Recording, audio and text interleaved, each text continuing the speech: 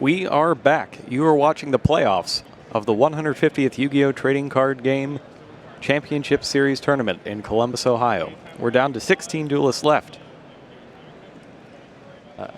Yeah, so 16 duelists. For this one, we have Terrance Kinsley versus Spencer Beinish.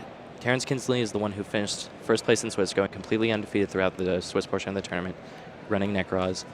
Beinish, on the other hand, was playing Quillfort, packing a ton of hate for Necros, such as 3 Lose a Turn main deck, 3 Mind Crush, additional copies of Fiendish Chain for more effect negation, even a single copy of Rivalry of the Warlords. So he's really trying to just set up with Scout, set a bunch of traps, and try to ride out the game from there.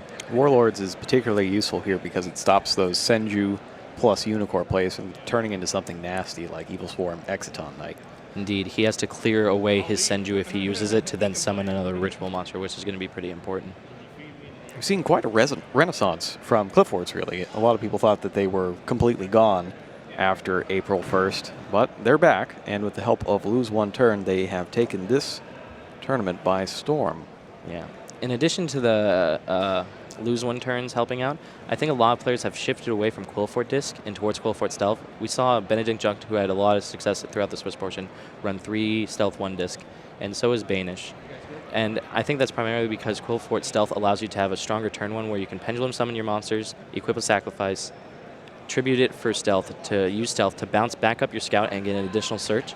So then you can also find a Requiliate and then be completely ready for the next turn to go off. So Stealth is just a very powerful card. Your opponent can't respond to it. And then that also means that the Quillfort monsters you tribute, such as Helix or Carrier, that will go Chainlink 1, possibly 2, under the Stealth that will go last on the Chainlink, cannot be responded to as well.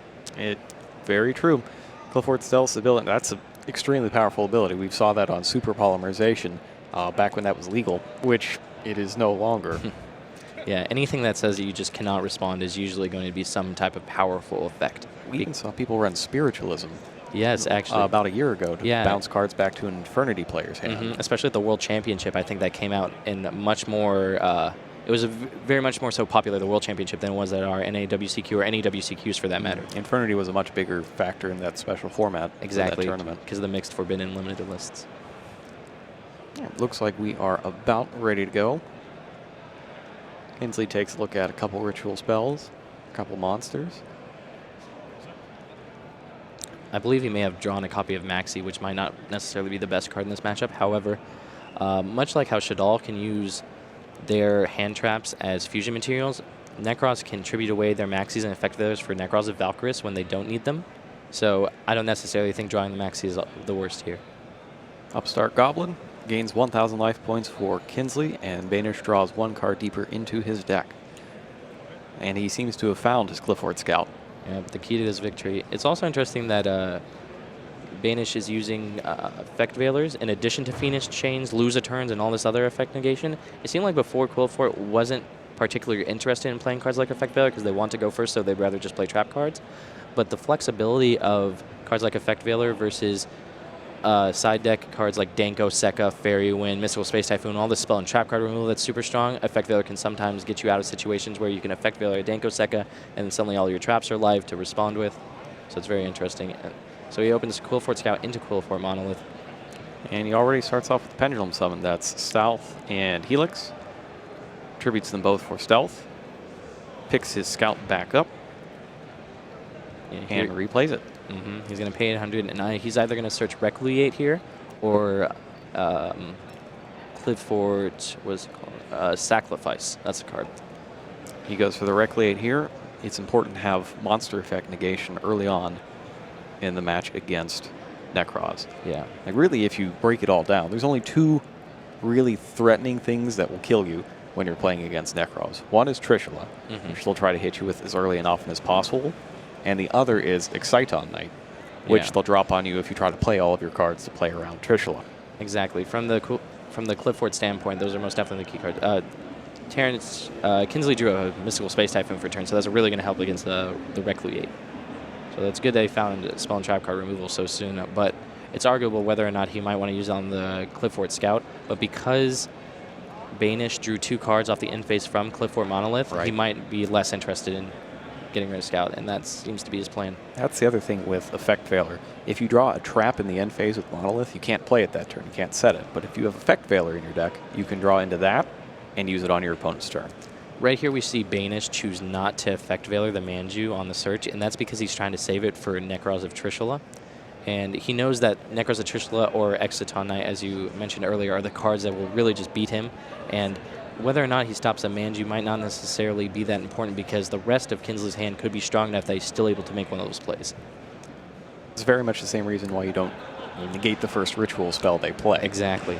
So here he summoned Manju, searched a Necros of Ionkor, activated Necros Kaleidoscope, sending Herald of Arclight, activating the effect of Herald of Arclight to find Necros of Bryonic, which then found him. Ooh, he found Necros Cycle, Yep, he used Cycle with both Jin Releaser and Shurit to summon back the Brionac from the graveyard at full price. But he does get a search for Necros of Trishula, and also his opponent can't special summon while that Brionac's on the field. Agreed.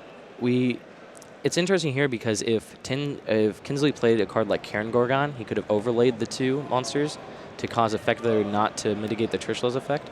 But I don't believe he does, and that's going to be a little unfortunate for him because now the Trishula won't work. But he's still able to make an Exceed monster, will be good enough. But if there's anything that will get over the Quillfort, yeah, there you go. Abyss Dweller, because it has a water under it as an Exceed material, will allow the other Necros monsters to gain attack, and thus being able to destroy the Cliffort Stealth by battle. Which is very important, because otherwise, because the Cliffort Stealth was normal summoned, it's unaffected by monsters with the same level or rank or lower. Or actually just lower than its level or rank. Right. Yeah, so Abyss Dweller gets around this in a strange way because now he's able to just simply attack over it.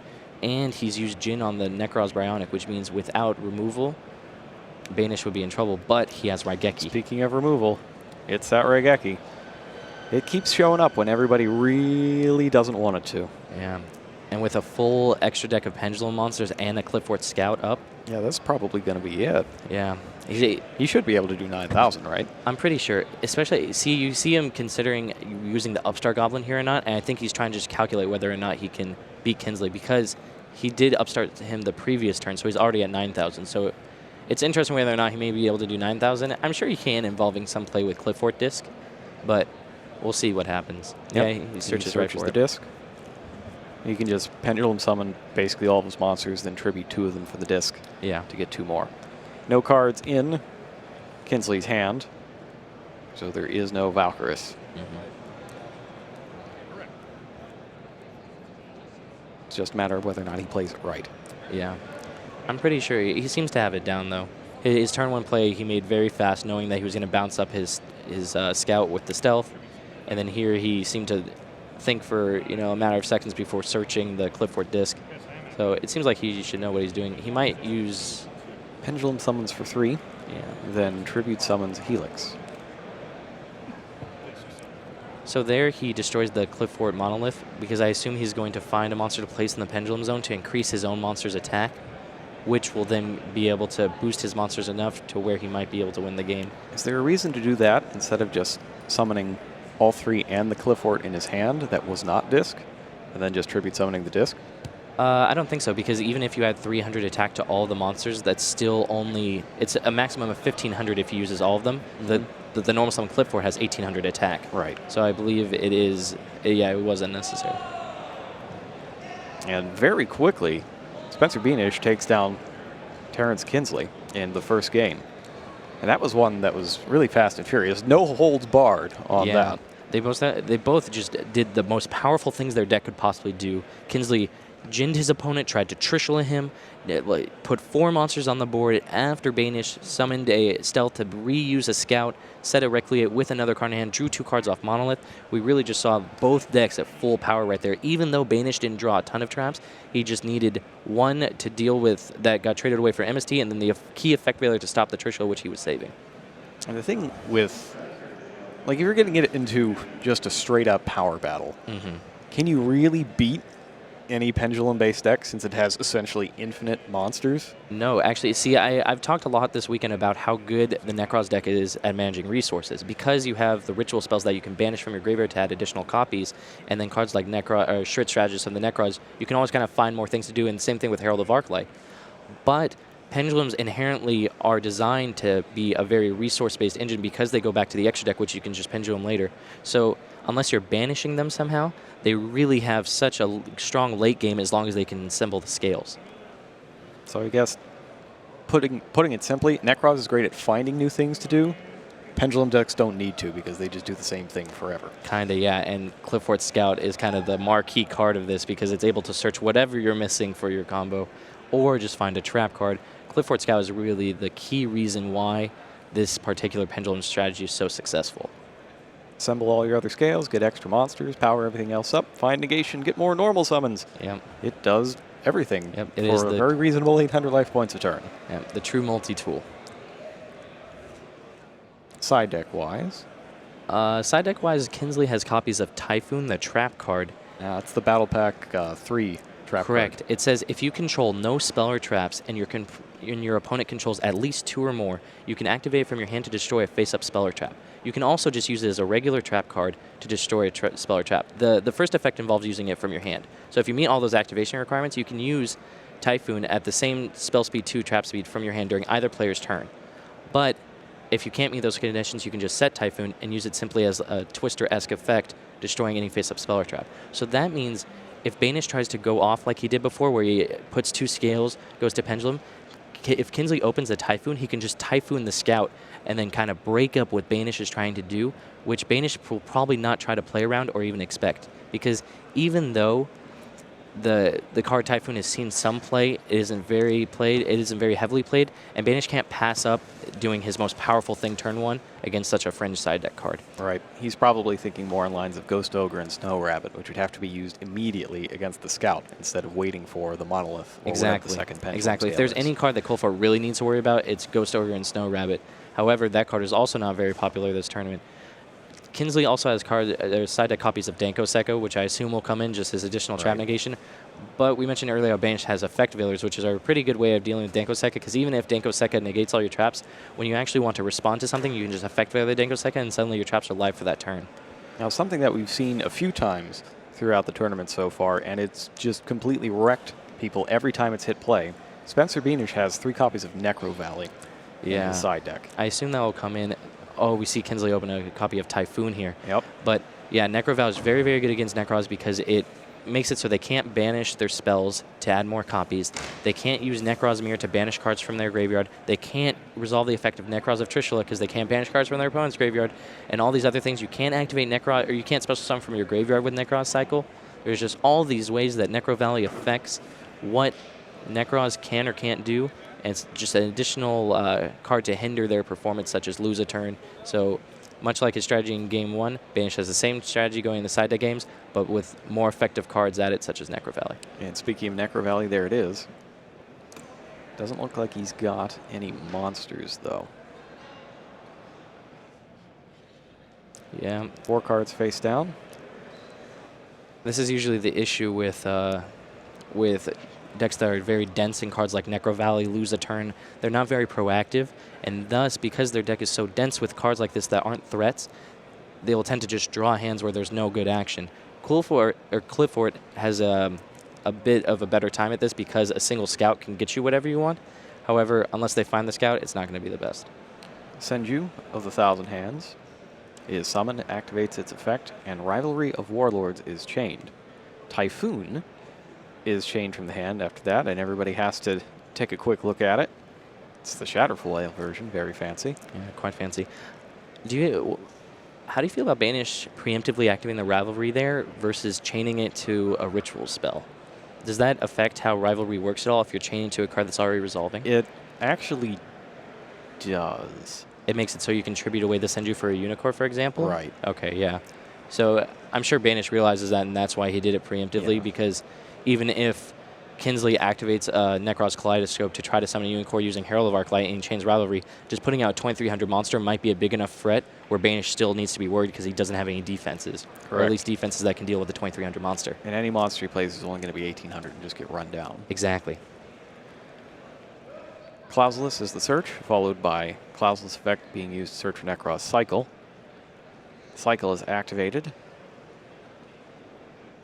And it looks like Beinish is considering a Mind Crush. He has no cards in hand, so he can't actually activate that right. Mind Crush. Set them all. Yeah, I like Kinsley searching Necros Cycle here because he realizes that because of Necro Valley, he won't be able to use the cycle to bring back monsters from his grave. So he's just using it as the most regular ritual spell he can. His plan was just tribute away a Shrit, go from there. And so it's just a straight up special summon from your hand. You can't special summon your graveyard from Necro Valley, so he's finding the best use for it when he can. Solemn Warning is used to negate it, and then Necros of Brionac is activated to search out Necros of Unicorn. Yeah, it's interesting here. Necros of I'm not exactly sure why he searched Necro. Oh, I guess. Okay, so initially I thought, oh, maybe it was a mistake he searched Necros of Unicorn, not realizing that Necro Valley's out and you can't get back cards with Necros of Unicorn, just an additional way how Necro Valley hurts Necros. However, because he has a Manju, he can probably just find a Kaleidoscope next turn to then summon and then search another card. So in this way, Unicorn is probably the strongest. And he's just trying to get there piece by piece. Just trying to throw out damage. Yeah. He knows he can't probably do too many searches in a turn because Necro Valley is stopping him from getting spells. So he needs to just commit to finding whatever when he can. Because most likely next turn, he used a Bryonic this turn so that when he activates Kaleidoscope to summon Unicorn and send Herald of Arclight, he can find another copy of Bryonic and then use that effect that turn in case he needs to find anything. So he's trying to efficiently manage his resources as well as possible, knowing he's probably limited on what he can do each turn. Now that he has a card in hand, Beinish activates Mind Crush and takes that Unicorn out of Kinsley's hand. It makes sense why he does this, because he wants to summon his monster to try to destroy the Senju, knowing that Kinsley, one way that Kinsley can win this game is making an Exceed. And so he needs to try to get rid of the Senju as fast as possible. And because Necro Valley's out, he can't stop it with Necros of Valkyries. So he activates the Mind Crush while he has a card in hand, stripping him of the card he knows, getting to see the rest of his hand so he can react appropriately, and then destroying the Senju. He's got Manju, Shurrit, Trishula, and Valkyris. Fiendish Shane is dropped to stop the Manju, and that's going to leave Kinsley stranded without a ritual spell. Yeah, this is a very unfortunate way to... Oh, man, he draws Summoner Art to find Clifford Scout. That is very strong. For going undefeated thus far in this tournament, this would be a very unfortunate loss for Kinsley, because it seems like he didn't even get to play that much except for Game 1. He just got hindered by so many cards: Necro Valley, Mind Crush, Fiendish Chain, Rivalry of the Warlords, Solemn Warning. It's not like he's made any mistakes here. He's playing extremely well. It's exactly. Just every single play he's made has been countered. Yeah, even Game 1, we saw him do this huge play where he was able to Jin his opponent Trishula, and really the reason he lost there was because of Raigeki. And Beinish had even opened like his most ideal start with the protection of Effect Veiler, but he actually just single-handedly lost last game to Raigeki, and here's just going to lose it because he can't trudge through all of this negation. Well, we're not quite done yet. He still has 7,600 life points. Enough time to maybe draw into that Kaleidoscope. Hopefully. Or pick up a reinforcement for Clausulus. Yeah, I can see what you mean. I don't even think reinforcement for... Oh, because he has Shrit. Yep, you're right. Yeah, he has Shrit and can just drop a gigantic Valkyris, which should be bigger than anything that the Clifford deck can put out. Yeah, the upside of summoning Valkyris here too would be that he can then tribute away any excess monsters, try to find something like a Manju, or be able to make a rank 4 in addition to that. So you're right that the game's not over. It's going to be interesting what Beinish searches here, because he might just, choose to search either a Recreate as an additional negation. To stop a further Manju. Exactly. Or he can search Sacrifice to just guarantee more power next turn, because he can search something like Clifford Scout that will then be able to, because the Sacrifice provides 2 tributes for a Cliff Form monster, he can find a Stealth to bounce up Fiendish Chain if you want to, but it will probably go away because he'll attack over the Manju, or bounce over Scout and replay it, etc. But he chooses Recreate here. I like it. It's a good choice. Yeah. Even if the Shurrit is set next turn to block, Scout can just go and fetch out either a monster to tribute for to get it back off the field, or Sacrifice to get it into the graveyard, where it can't be banished for Necro's Mirror. Indeed. Kinsley's really hoping for a good draw here. Even a Manju or Senju won't get him out of it. Denko Saga actually doesn't really help that much either, because even though he has the negation, he has no ritual spell, so he has 0 follow-up. With 7,200 life points, the maximum amount of damage that Beinish would be able to do if he draws... Actually, it's very dependent on what he draws, because he can draw something like a Disc or a Sacrifice, and then suddenly he just searches whichever piece he didn't draw and just do a ton of damage. So we'll see what happens. And he picks up another monster here. Looks like a Carrier. Yeah, this is going to be interesting. 1,800 damage, followed by a Clifford Search. He's holding back a little here. He's a little wary of what's going on the other side. Yeah, I think he realizes he's so close to clinching this game that he wants to be sure of what his game plan is. I think he also sided in copies of Climate Change. We see him in the side deck, and I think he passed up one, so maybe he was worried about cards like Fairy Wind. That seemed to be a very popular card this tournament, just being able to get back so many cards. Yeah. We'll see, because his deck's obviously more susceptible to a Fairy Wind than most others, because after side decking, he also has Necro Valley in addition to Lose a Turn, Rivalry of the Warlords, Fiendish Change. There's a ton of continuous Speller Traps in addition to the Pendulums, obviously. Takes a look at Cliffort Monolith. Yeah, and decides to take that. He might just try to tribute the... Oh, that's also interesting. He could just tribute away the Helix for the carrier in his hand, get a higher attack monster, and get a draw off Monolith. So basically, he's trading Scout Search for a free draw. But the amount of time it would take to beat Kinsley with 7,200 life points for that 2,400 is significantly different than 2 18s. 2 18s is 2 turns, because that's 36 and 36. Right. Whereas a 2,400 will take 3 turns, because that's 24, 24, 24 for exactly 7,200. So we'll see what he ends up doing. And then that's what it looks like he's doing. So tributes for it. Goes ahead and attacks. I was under the impression that he had attacked earlier, but apparently he was checking the score. Yeah. I guess he can also just win. Yeah. What I mentioned earlier, even though it's 36-36, he can simply just Pendulum Summon next turn. Right. Why Pendulums are so great. And then even though he only did 24 this turn, he gets an additional 18 next turn. So that means he just finds any card with Scout, summons it, and attacks for game if Kinsley can't do anything here. Kinsley's feeling good, though, because he just picked up Reinforcement of the Army. Yeah, but he has to be wary about that Requiem in the back row. No, he could normal summon Denko Second first. Oh, you're right, you're right. Unless his opponent flips Recreate right now, which it does not look like he's inclined to do because of its interaction with Manju and Senju. Exactly. Most times players will announce their phases here, but that will usually telegraph to the opponent that has Denko Second. So by looking at Necro Valley, giving a read, looking through his graveyard, he's making sure that Beinish is basically agreeing that they're moving to main phase 1 because he's not activating anything during the draw phase or standby phase. He does still have to say that he wants to go to the main phase, though. Oh, yeah. You don't get to just stop playing the game properly because it gives you an advantage. That's a different thing. Denko Seka is normal summoned. Reinforcement of the Army's up next. Going to find Claw Loss, which then finds a ritual spell, most likely. And he's looking. He does play 2 Clausulus. Already used 1. And now we see the other. Yeah, the Necro Valley is going to really limit what he can do after this, too.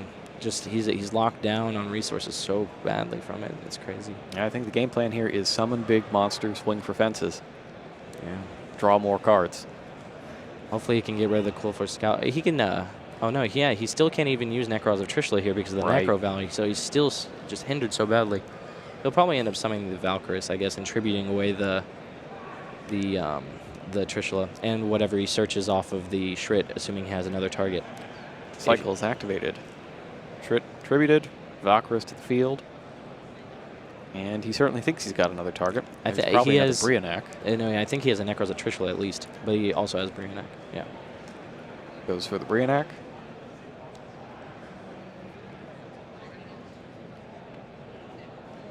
He needs to get... So his opponent's down to 3,000 at this point. So if he can get him... Well, if you can get him to 800, then you're golden. You can't go and search out the card to beat you with. He has to just draw it. Yeah. I don't think he's got quite that much damage on the board because the Clifford is at 2,400. That would be 22.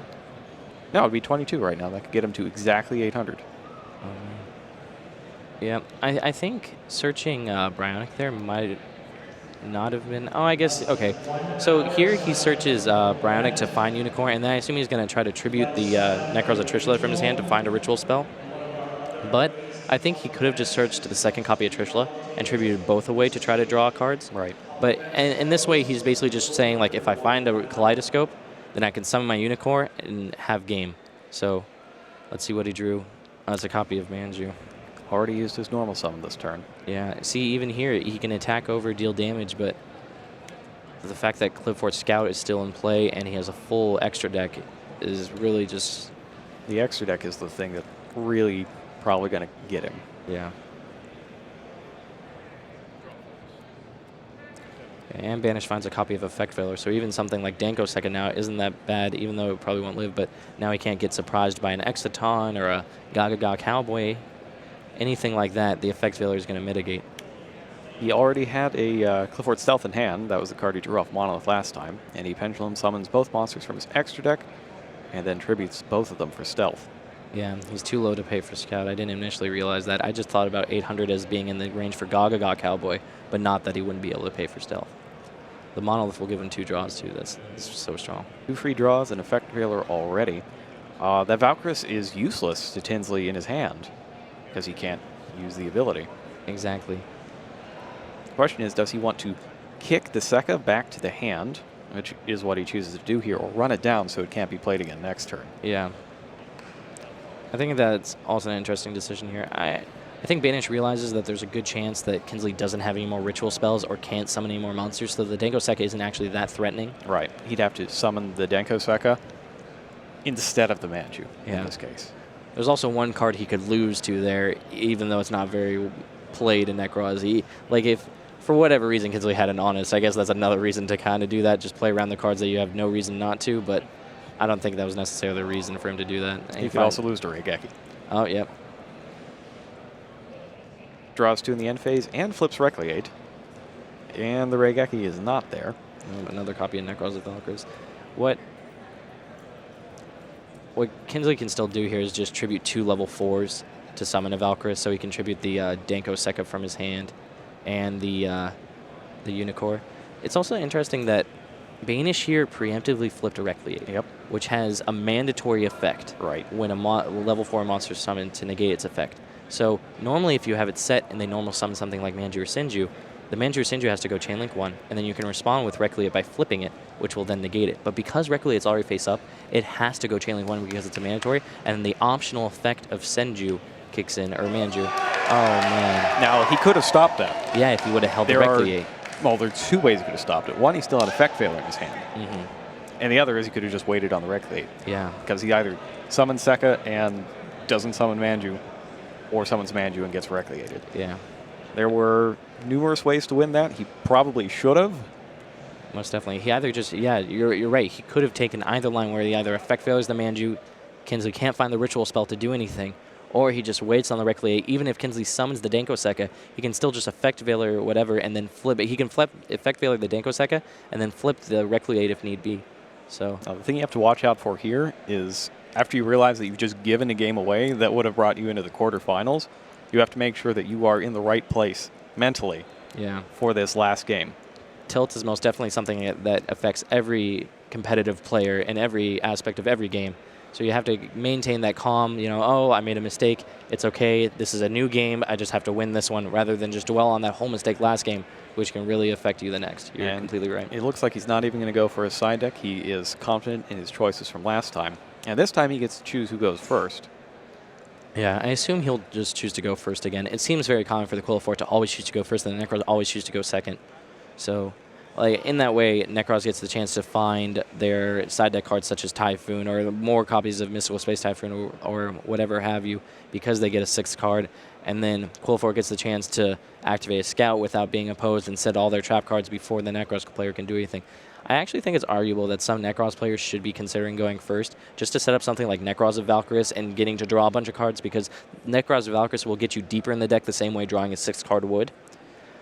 But it's also any deck that uses ritual spells or fusion spells usually involves needing more than one piece to do something, and that's where the only 5 cards will hinder you. Whereas 6, you're more likely to have the ability to do something. If you brick on a 5-card hand and just can't play your cards, then you're usually just conceding the game to Quillafort, which has the ability to OTK you if they play cards like Laser Quip or Shell, or sometimes even with Disc, they can make it just a powerful turn 1.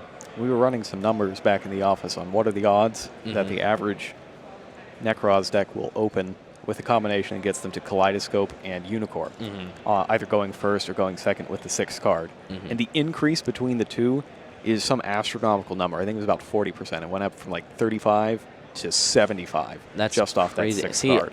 I would not have assumed that number initially. So now after you say that, I most definitely, I would not argue going first after knowing that. Especially actually since Kinsley has cards like Deiko Sekka, it also rewards him for going second as well. But it seems like Beinish chose for Kinsley to go first, hoping that extra 40% that he may or may not know of exactly. Unfortunately for him, he already had the Unicorn. And it's easier to search out a spell than it is to search out a monster. Exactly.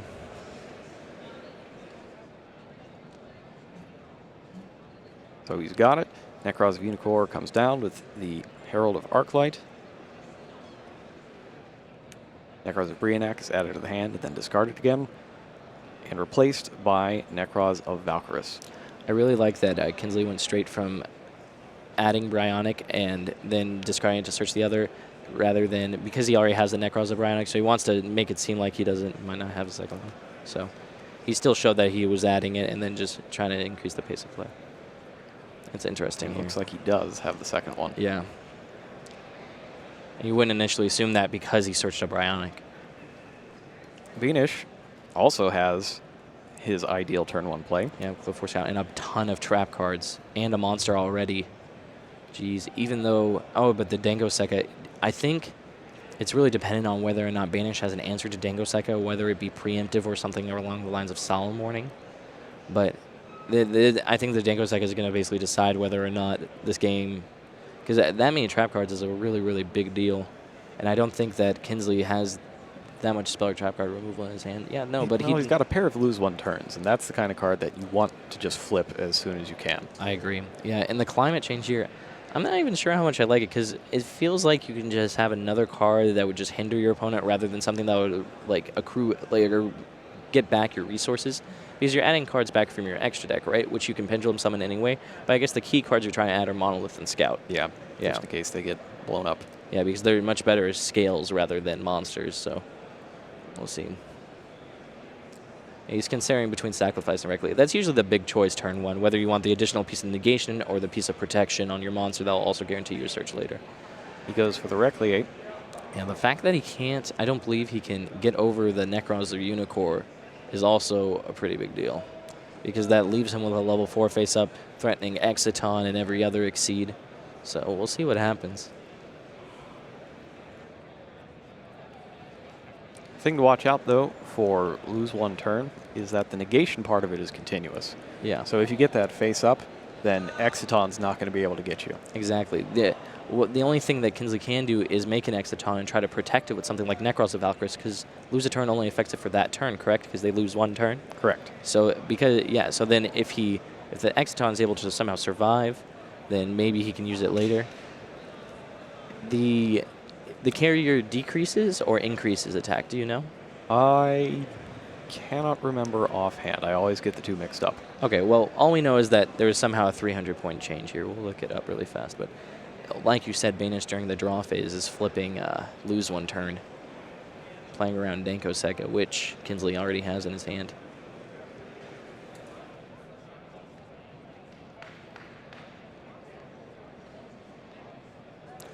Kinsley's checking his graveyard again, seeing what's there. Yeah, Carrier is one of the ones that says all your Cliff monsters will gain 300 attack. So the combination of that and sacrifice could get over. Exactly. So that's why it was a real decision, because he could have potentially gotten over Unicorn if he wanted to, but he really thought the extra piece of negation is something that, like, we don't know how many spell and trap card removal cards Kinsley has, so he just wants that extra piece in case he does have a plethora of them. Dango Sekka drops down. Now, is there ever a situation where you would use your Dango Sekka as Xyz material? It's very, very rare, and I don't think this is one of those situations. Like, you're getting 3 cards basically for your Dango Sekka. Even though you're not actually getting rid of them, you're effectively negating them. They're just not useful right now. So, but it's very, if he can't get rid of the Clifford Scout, that's the big problem. I don't think, Kinsley isn't using 8 copies of Necros of Gungnir, which is actually one of the best cards against lose a turn. Because if you can just put it out there, even though it's negated for 1 turn, during Beinish's turn, he can just use the Gungnir to destroy Clifford Scout. Right, and he can even do it in response to the effect to stop it from resolving. Exactly, if you wanted to like cost him an extra 800 life points for whatever reason. Second Brionac is discarded at this time. It's really interesting what he could possibly do here. Also, the fact that the Pendulum monsters don't go to the graveyard means it's harder for Kinsley to potentially Trishula Beinish, because he needs a card in his graveyard, hand, and field. Although he doesn't have any cards in his hand, so he can't get Trishula anyway. It just this means that Kinsley will have to draw some kind of spell and trap card removal in order to Trishula him at some point in the game.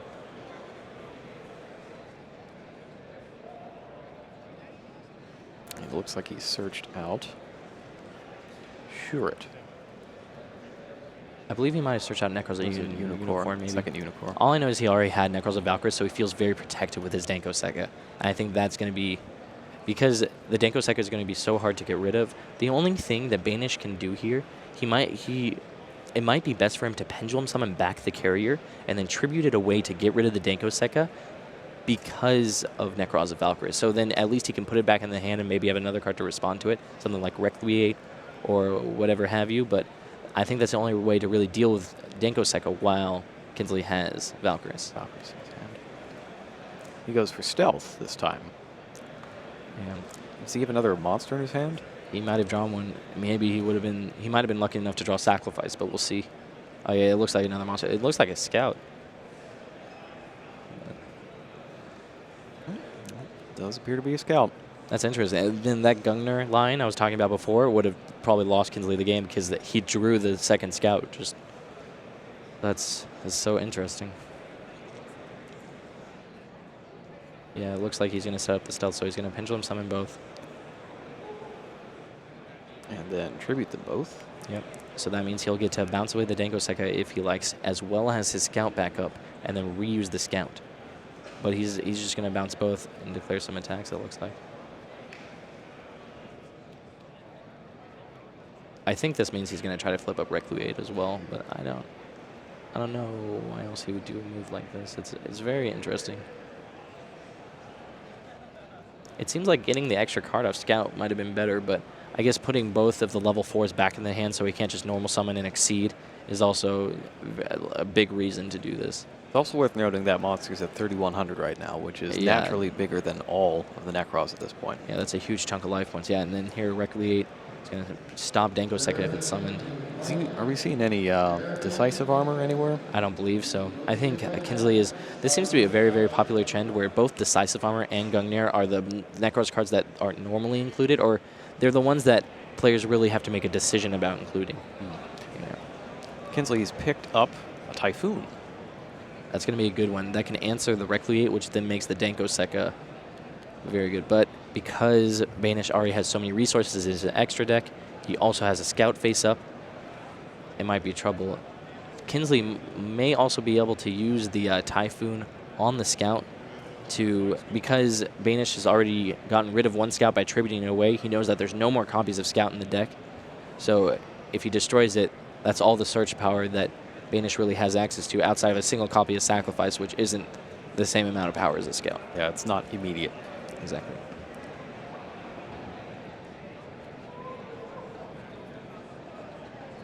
He banishes a Brionac and the Kaleidoscope to go get a Ritual spell, which is another Kaleidoscope. Yeah, I think he might try to send a level 12 here to summon Valkyries and Unicorn, but we'll see exactly what he tries to do.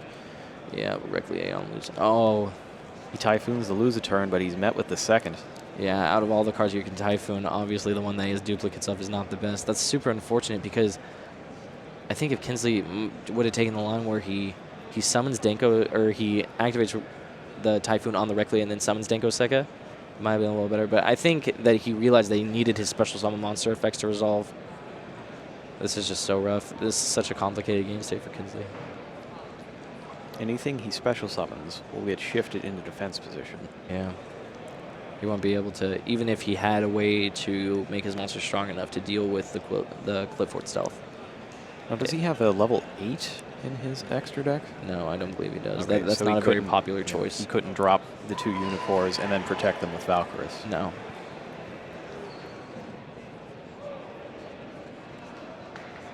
Yeah, level 8s aren't normally the most common inclusion. It's usually a level 12 and a few level 4s. Some players play Star Eater, but that also has dropped in popularity once people started cutting Gungnir.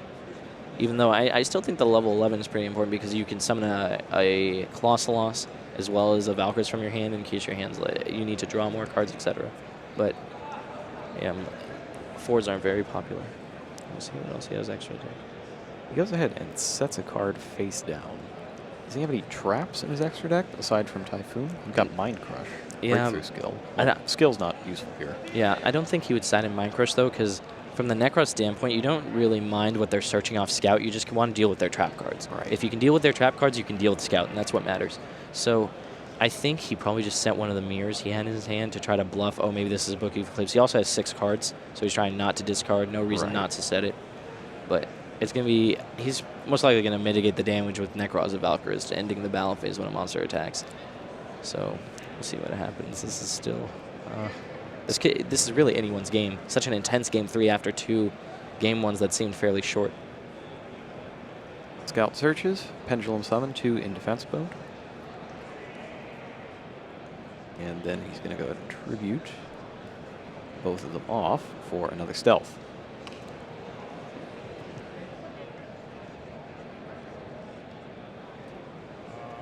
Both cards activate.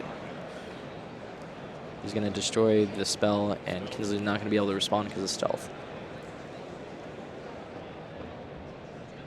Unless directly it doesn't negate the stealth, right? Because it was normal summoned? Correct. Yeah. So then he gets to rebuy the scout, pay it back. Yeah, it's normal summon 4 and lower, special summon 5 and higher. Yeah, that's what I thought. It's specifically designed for the Clifford strategy.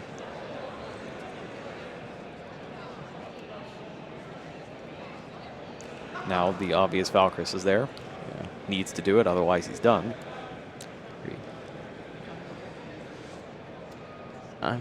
I feel like he's just going to search Sacrifice here, right? Yeah. It seems like the best card. Already has Recreate. He's already got Lose a Turn.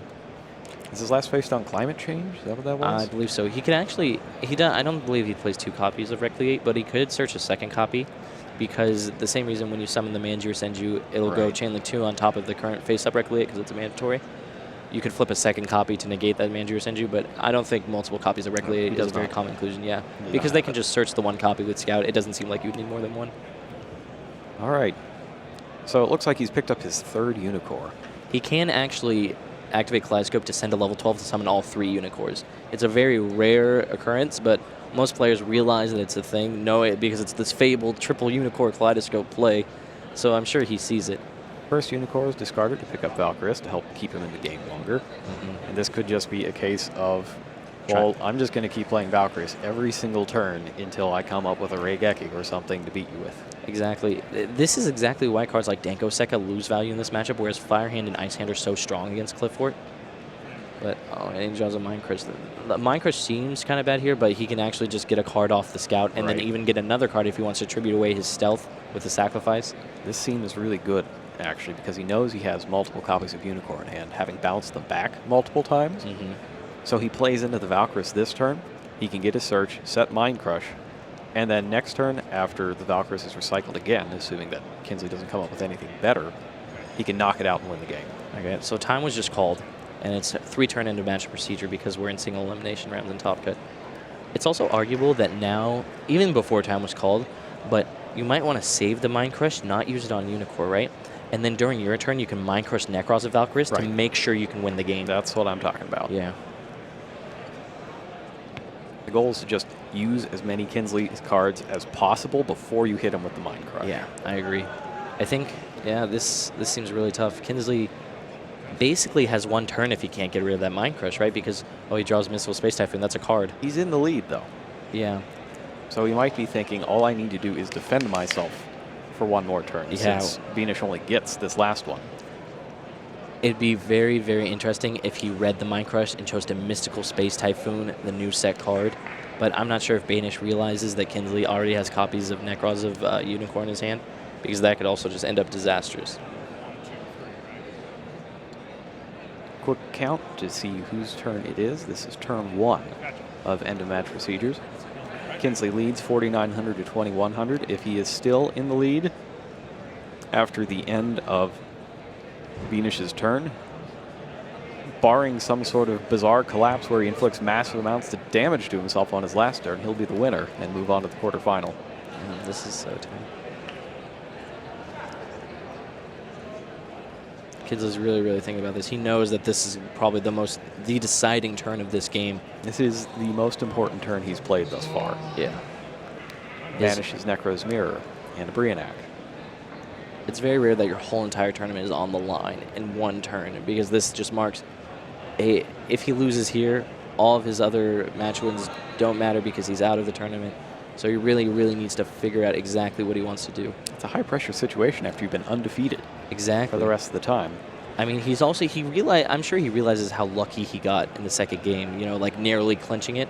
So you could argue that necessarily he he might not even be in this game 3 if things would have not been so lucky. So he's kind of playing a game that's free in some ways, even though it most definitely doesn't feel like that. Denko Seka is normal summon, but negated by Recreate. Yeah, he then Mystical Space Typhoons directly after. Does that cause the Denko Seka to no longer be negated? Let's go ahead and bring up Recreate. Okay. I'm not certain if he's chaining to it or what he's doing there. Because if he has the Denko Seka, that can stop the Mind Crush. Yes, that's super important. Negate its effects until the end of this turn. Even if he negates the Mind Crush, though, Beinish can still find his 3rd stealth and bounce away the Denko Seka. That's true. So we'll see what happens. This is still anyone's game at this point. Kaleidoscope summons a Unicorn in defense.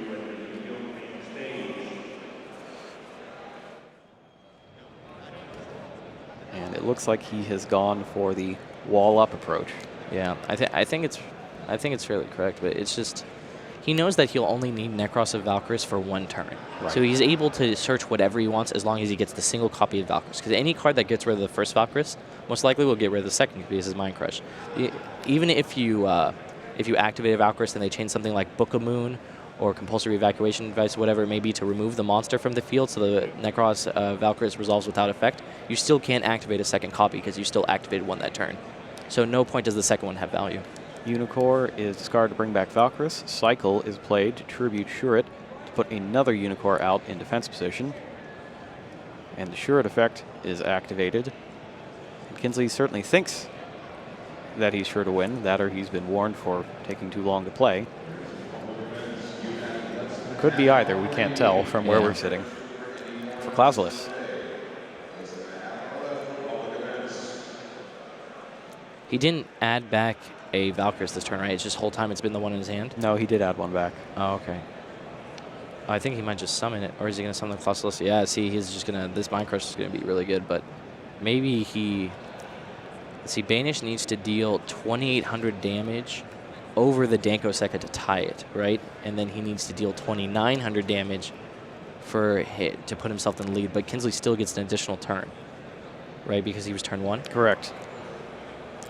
And see, Beinish here draws Book of Moon, which is an out to Necros of Valkyrie. So even if he didn't have the Mind Crush, he has something to mitigate. He also already has the Stealth, so he wouldn't even need to search it.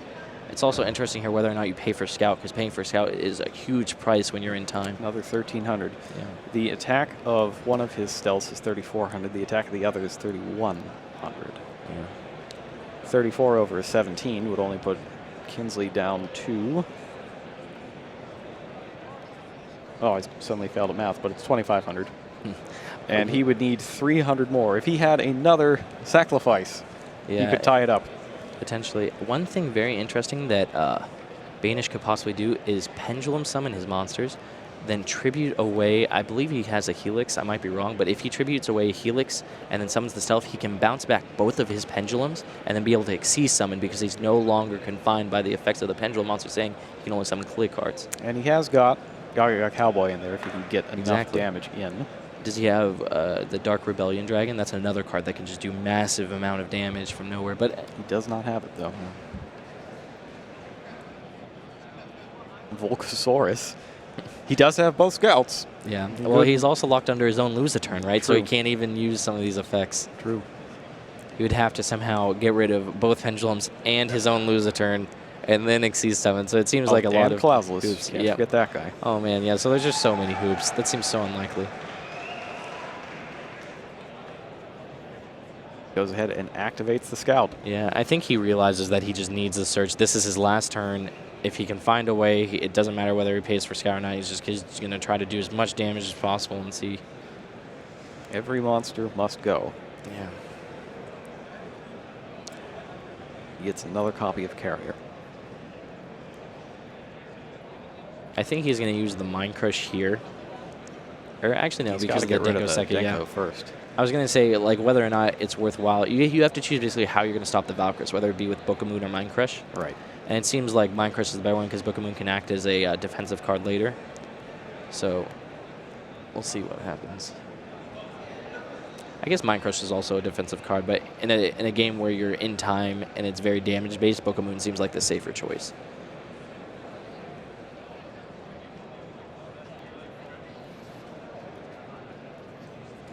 thinking very carefully on how to try to play around his own lose one turn.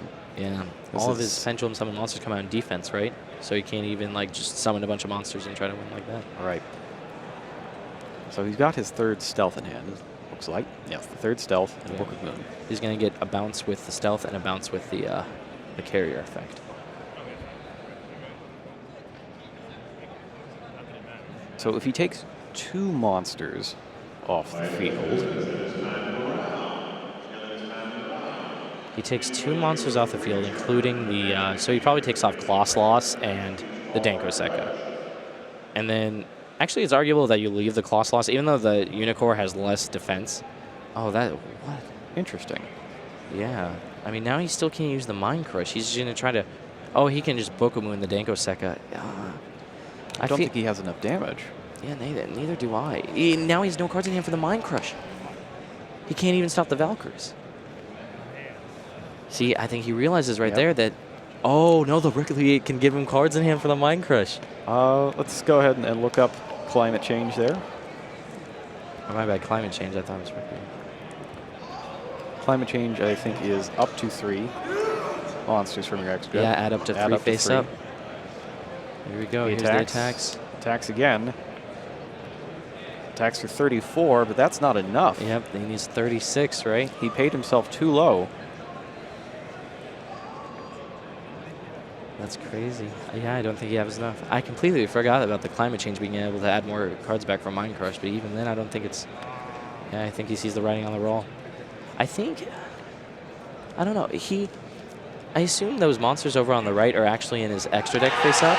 Yes. And then if they were, he could have special summoned. So he special summoned the monster he searched, right, the carrier. Yep. And a scout from his extra deck. But he could have special summoned a Helix, destroyed his own scout, and then played the carrier from his hand to give his another monsters an additional 300.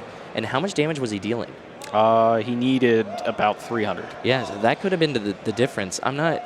Maybe he didn't realize those cards were in his extra deck because he started creating 2 piles at one point, and then he kept on moving them back, but that was most definitely a close game, and there might have been a way that Beinish could have navigated that to a victory, but he would have jumped. I think those only got to the extra deck. Were those the 2 cards that he had brought back to tribute for stealth? Maybe. It's kind of hard to tell because they aren't using the pendulum zones and moving everything where it's supposed to be. But that was a rather intense match, and what seemed like a pretty much guaranteed victory for Beinish, especially in the second duel, where he had everything all wrapped up, turns into disaster as the match goes to time. Yeah. I mean, part of Yu-Gi-Oh! Is that you just got to get lucky in some of these tournaments, and it looks like Kinsley just got a little lucky. It managed to squirk through some very much tight play. At no point was he doing anything incorrect. He just couldn't fight through some trap cards, it seems, and then he got OTK'd suddenly with a Raigeki, but he's moving on to top 8, still undefeated in the tournament. No losses yet. Luckily for Kinsley, he's got a break before the quarterfinals begin, and so do we. We'll be back. Don't go away.